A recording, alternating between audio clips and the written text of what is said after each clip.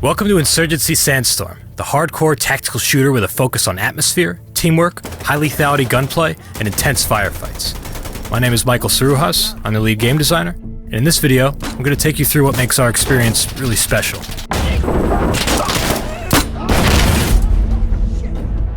Insurgency Sandstorm offers both cooperative and player versus player experiences across a wide variety of maps and layouts. In our co-op mode Checkpoint, you can play solo or team up with other players against challenging AI. Your team must capture and destroy objectives as you advance through the map, but be careful. You only respawn when your team completes an objective. That means if you're the last one alive, it's all on you. Every time an objective is captured, there's a chance the enemy will launch a counterattack. Whoever just captured now needs to defend their new position until the attack ends and their team finally respawns. Sandstorm features 3 player versus player modes: Push, Firefight, and Skirmish. In Push, an attacking team must progress through the map until they are able to reach and destroy the defending team's weapon cache. This mode moves fast and intense, with team coordination and fire support being critical to a successful attack or defense. In Firefight, however, things slow down. This mode focuses on close and intimate encounters, featuring restricted loadouts and no fire support. The map has 3 objectives. Every time a team captures one, they respawn their dead teammates. You need to take all 3 objectives or kill all the enemy to win. The clutches get real here, with one player able to bring back the entire team with just a single capture. There's also a ranked 5 versus 5 for those looking for a more competitive experience.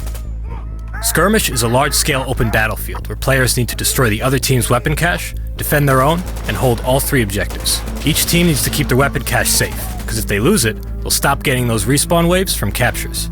Skirmish also features vehicles, which can be used to quickly get on point or lock down key positions. They have MGs that chew through walls and flesh alike, and because of their shields, they can be really tough to take down without explosives.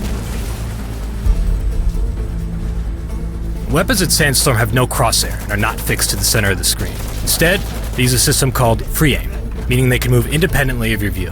You always need to mind your muzzle and pay attention to where your weapon is pointing. Whenever you fire, that's where the bullet is going to go.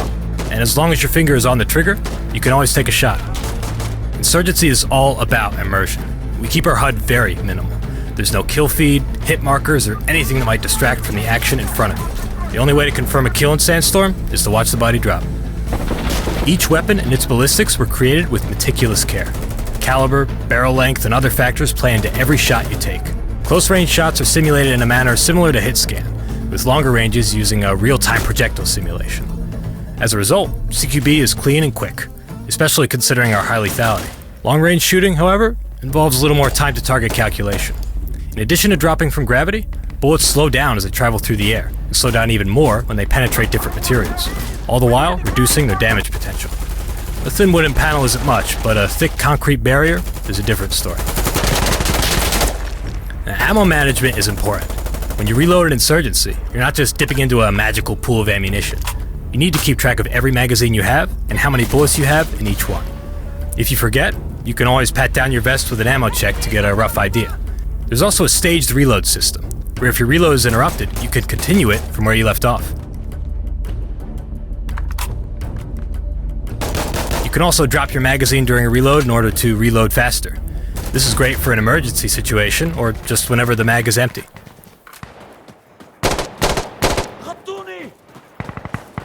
Every sound in Insurgency Sandstorm tells a story. We've put a lot of effort into our soundscaping to contribute on both the gameplay level and an atmospheric one. Every gunshot, explosion, call-out, artillery shell, helicopter rotor, and footstep have been carefully created to realistically take into account distance, location, and occlusion. The same shot fired in a cement room, a metal warehouse, or a city street is going to sound different, and gives a wealth of information about the shooter. What weapon are they using? Are they moving? How far away are they? What part of the room are they hiding in? The Sandstorm is definitely a hardcore military game, but still recognizes the value of fluid movement. There's a variety of interaction options including low vaulting, high vaulting, sliding, door breaching, and charging. Kick in a door to quickly make entry, disorienting anyone inside, and killing anyone unfortunate enough to be standing in the way.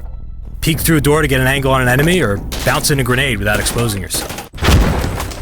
These kinds of options are also available in vehicles, where you can duck to avoid fire, or even turn an enemy vehicle's machine gun on its own passengers.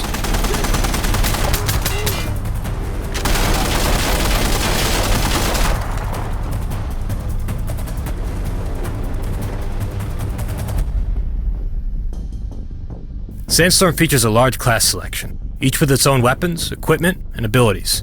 Weapons are never unlocked. They're all right there from the start. The weapons available to you depend on your class. All your gear is purchased using a limited amount of supply points, and everything you carry has weight to it. This means that every choice has a cost. Go light with no armor and an SMG to run fast and get on objective quickly, or get strapped with heavy armor and extra ammo to clear indoor areas. The Demolitions class can bring explosives to take out vehicles or hold up groups of enemies, while the Marksman could take high-powered rifles for long-range engagements. The Commander and Observer classes can work together to bring powerful fire support to the field. Call in artillery strikes, smoke screens, gas attacks, airstrikes, explosive drones, and helicopter support.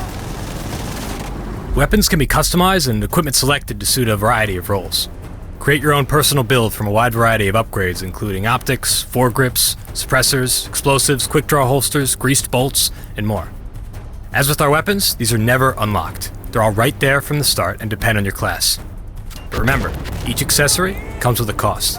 Think tactically and prepare appropriately.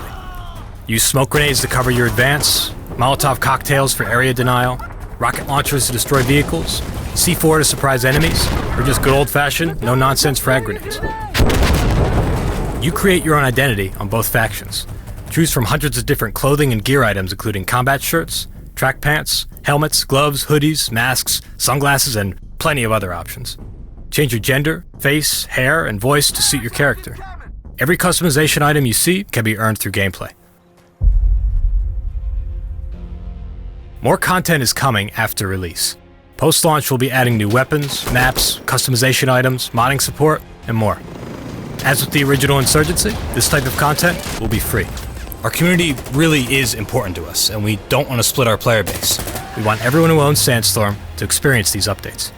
We hope you enjoyed this overview of Insurgency Sandstorm's features and mechanics, and we look forward to seeing you in the servers on release, December 12th.